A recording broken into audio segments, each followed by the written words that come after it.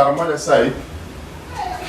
The NFA is claiming ownership of 37.72 kilometers of land in Lapono and Lira Kato sub-counties in Agago district, which has now sparked fear of displacement and loss of cultural sites. The controversy began after the Minister of Oil and Energy survey revealed the valuable mineral deposits in the areas of Lapono, Lira Kato and Adilang. Since then, residents say individuals and organizations have sought claim of the land, sparking confusion and concern.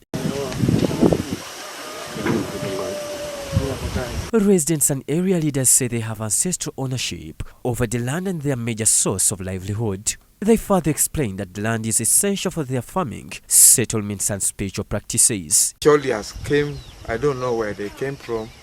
They will stay in the bush, under the road. So they are picking this soil from the ground here.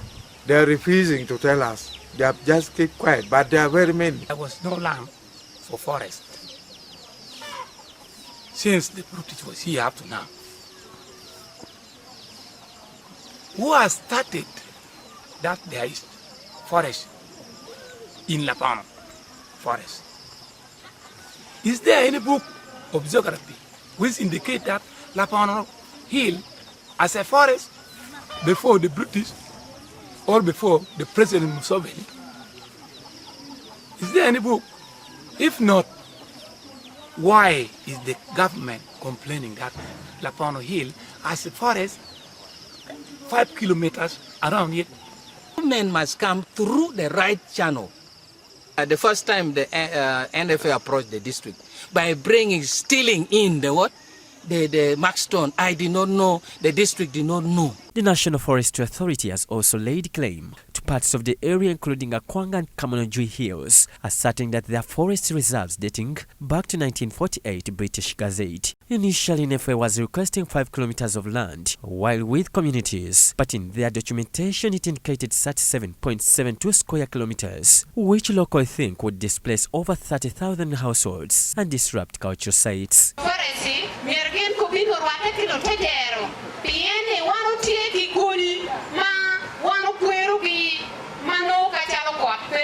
Job Ronny Okot, the Agago North County Member of Parliament, who leads the affected area, suspects that the move is driven by the alleged discovery of mineral resources in the area, which the NFA is not being clear about, but rather claim for the land they don't have. He also accused them of illegally removing boundaries of their land that demarcates Karamoja and Acholi. Ministry of Energy and Mineral Development, we have been having some interaction with them. Over last year, by around November, they came to our places, they moved around, and what they started to do was to do some minerals exploration. But before even that, the government did their survey, aerial survey, and there were planes flying all over those places. They came out with a kind of tentative report, which that report was speaking heavily about the discovery of minerals in that place. And there were many minerals that have been discovered. When I wrote to Minister of Energy and Mineral Development, they replied my letter and they said, yes, there are minerals deposited in Lapono area.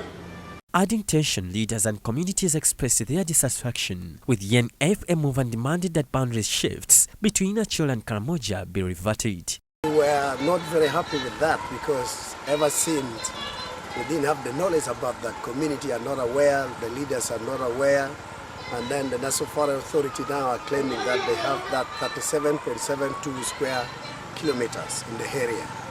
And that means it is, if you equate it, definitely from this side of the Acholi will take around 14 point something miles, square miles, which is very far away, which means people are going to be evicted from their home, people are going to be evicted from their land, and that's become a very big national issue. And that is why we are trying to address this issue. We had a meeting with them and we told them, no, we are not aware of that as the leadership of the area. We are not aware of that square kilometers because that land predominantly is a historic land that forever seen our ancestors and our people have been feeding in that land, they have been living in the place, they have been investing in the place, and the proceeds of the investment have been supporting the people raising children, educating them, supporting the livelihood of our local people. He calls on the government, Minister of Oil and Energy, and NFA for transparency as leaders estimate 30,000 residents could be affected.